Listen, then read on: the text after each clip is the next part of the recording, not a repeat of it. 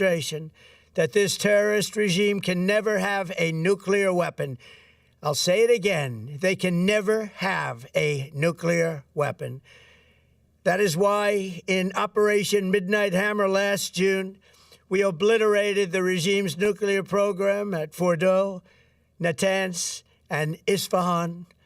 After that attack, we warned them never to resume their malicious pursuit of nuclear weapons, and we sought repeatedly to make a deal. We tried.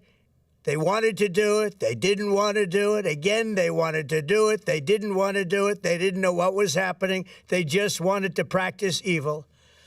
But Iran refused, just as it has for decades and decades. They've rejected every opportunity to renounce their nuclear ambitions, and we can't take it anymore. Instead, they attempted to rebuild their nuclear program and to continue developing long-range missiles that can now threaten our very good friends and allies in Europe, our troops stationed overseas, and could soon reach the American homeland. Just imagine how emboldened this regime would be if they ever had and actually were armed with nuclear weapons as a means to deliver their message.